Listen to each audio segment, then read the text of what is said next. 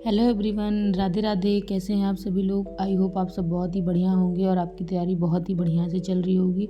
आप सब बहुत ही अच्छे से, बहुत ही मन लगाकर अपनी पढ़ाई कर रहे होंगे और अपना day to day target complete कर रहे होंगे और आप अपना टू डू लिस्ट पूरा का पूरा हर दिन कंप्लीट करते होंगे। सो गाइज़, आज है हमारा डे 14, जिसमें हमारा 21 दिन का चैलेंज चल रहा है। आज हम 14 डे पे पहुँच चुके हैं। हिस्ट्री में हमें सल्तनत कालीन व्यवस्था पढ़नी है और विजयनगर साम्राज्य पढ़ना है। दोनों छोटे छोटे टॉपिक हैं, जल्दी हो जाएंगे। उसके बाद हिंदी में आज कारक लास्ट है, ख़त्म कर देना है उसकी PYQ लगा करके। फिर स्टैटिक GK पे अंतर्राष्ट्रीय संगठन और उसके हेडक्वार्टर पढ़ने हैं, जो कि बहुत इंपॉर्टेंट है, हमेशा क्वेश्चन से पूछे ही जाते हैं। करंट में हमें जनवरी का आज पूरा कंप्लीट करना है। 1 जनवरी का उठाइए, आप लास्ट में देखिएगा कि एकदम मतलब फरवरी की स्टार्टिंग में ही आपको पूरे जनवरी का 1 मंथ का रिवीजन 1 दिन में ही हो जाता है। लगभग 1 घंटे की वीडियो में आपकी पूरी जनवरी ख़त्म हो जाएगी। उसके बाद हमें पॉलिटी में आज पढ़ना है राज्यसभा और लोकसभा। उसके बाद जो है रीजनिंग में हम कैलेंडर पढ़ रहे थे, जिसमें कैलेंडर आज हमारा लास्ट होगा। उसके क्वेश्चन लगाकर बढ़िया से लगभग 100-150 क्वेश्चन, जितना आपसे हो पाएँ उतने क्वेश्चन लगाकर आज कैलेंडर पूरी तरीके से ख़त्म कर देना है। और मूल विधि में हमने जो सारा आगे का पीछे का सिलेबस मतलब कंप्लीट कर लिया है, उसको उसके PYQ लगाने हैं और स्पेशली आपको पॉक्सो एक्ट के क्वेश्चन लगाने हैं, क्योंकि पॉक्सो एक्ट से बहुत क्वेश्चन पूछे गए हैं प्रीवियस ईयर में। तो हमें पॉक्सो एक्ट बढ़िया से हमने ख़त्म कर लिया, कंप्लीट हो चुका है। अब उसके क्वेश्चन जहाँ से आपको जैसे भी मिलते हैं, स्पेशली PYQ आप उठाकर पूरा बढ़िया से लगा लीजिए, जिससे पॉक्सो एक्ट कंप्लीट हो जाए। फिर उसके बाद आते हैं कि हमें मैथ्स में क्या करना है। मैथ्स में आज हमारा गुणोत्तर श्रेणी यानी जियोमेट्रिक प्रोग्रेशन का लास्ट होगा। आज हम उसको पूरी तरीके से ख़त्म कर देंगे क्वेश्चन लगा के। अगर आपको PYQ मिलते हैं, आपके पास हैं, तो आप PYQ लगाइए, नहीं तो उसके अलावा भी आप 50 से 100 क्वेश्चन आप लगा सकते हैं। बढ़िया से आप अर्थमेटिक, ज्योमेट्रिक, अर्थमेटिक और जो है ये गुणोत्तर श्रेणी वाला, ये सब चीज़ें ख़त्म कर सकते हैं। फिर उसके बाद लास्ट में हमारे पास बचता है कि हमको हर मतलब आप जितना हो सके आपने स्टैटिक GK में जो नोट कर रखा है और जो भी आपने नोट्स बनाए हैं, अगर आप 1 पेज ही रिवीजन कर पाएँ तो पर डे आपको एक पेज रिवाइज़ करना है, क्योंकि रिवीजन कंटिन्यू करने से ही आपको चीज़ें याद रहेंगी, वरना याद नहीं रहता था। कमेंट में किसी ने कहा था कि स्टैटिक GK क्या याद करने का तरीका क्या है, कैसे प्रोसेस है।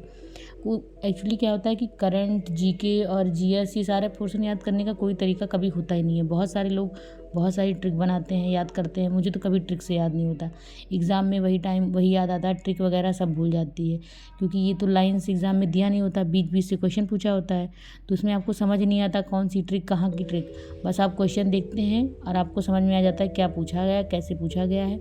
नहीं आता है तो आपको वहीं समझ में आ जाता है। ट्रिक वगैरह कोई काम नहीं करती। इसलिए जितना आपने रिवीजन किया है, जितना ज़्यादा मॉक दिए हैं, आपको क्वेश्चन देखते ही समझ में आ जाएगा, दिमाग पे टिक कर जाएगा कि हाँ, हमने ये क्वेश्चन लगा रखे हैं या इस टाइप के क्वेश्चन हमें आते हैं। तो ज़्यादा से ज़्यादा कोशिश यही करिए कि खुद से प्रैक्टिस करिए। जितना मॉक लगा पाएँ, जितना क्वेश्चन आप प्रैक्टिस कर पाएँ, वो सबसे बेटर है।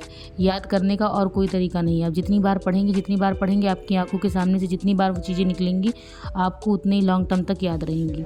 मैंने भी बहुत कोशिश की स्टार्टिंग में, बहुत ट्रिक बनाऊँ, बहुत सारी चीज़ें मैथ में एकदम शॉर्ट में चीज़ें करूँ, लेकिन ऐसा कुछ नहीं होता। मैथ्स में भी जितनी आपने प्रैक्टिस की है, बस उसी का बेनिफिट आपको होगा। जितना GS में आपने टाइम दिया है, जितना आपने रिवीजन किया है, बस वही आपके काम आएगा। इसलिए ट्रिक को छोड़ दीजिए। आप कोशिश यही करिए कि खुद से अपना ट्रिक बनाइए, या जो भी बनाना हो आपको, आप अपने तरीके से बार बार उसको लिखिए, पढ़िए, तो आपको बढ़िया से याद हो जाएगा। तो आई होप आप सब बहुत ही बढ़िया से लिख रहे होंगे, अपना पढ़ रहे होंगे। और मैंने आपको कहा था आज मैं मॉक टेस्ट का अपना एनालिसिस आपको बताऊंगी, तो एक्चुअली उसका मैं पूरा भी डेटा बना नहीं पाई हूँ, तो उसको रिकॉर्डिंग करके एक दिन मैं आपको बीच में ही, अभी इस वीक में ही आपको बता दूंगी कि मेरा सेकंड मॉक टेस्ट क्या रहा है। तो आप भी आप अपना mock test first, second, third सारा अपना नोट डाउन किया करिए, जिससे आपको अपना स्कोर का पता चले।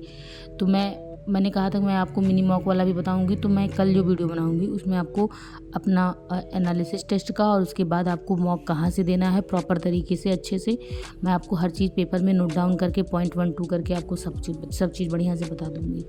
तो अभी आप अपना ये day to day target complete करिए। आपने भी जो टारगेट बनाया है आप मुझे सेंड कर सकते हैं, मैं भी देखती हूँ कि आप लोग कैसे बनाते हैं या आप लोग कैसे करते हैं। तो अगर आपको वीडियो पसंद आती है, लाइक शेयर सब्सक्राइब जरूर करते हैं। मिलते हैं नेक्स्ट वीडियो में। Bye bye, take care.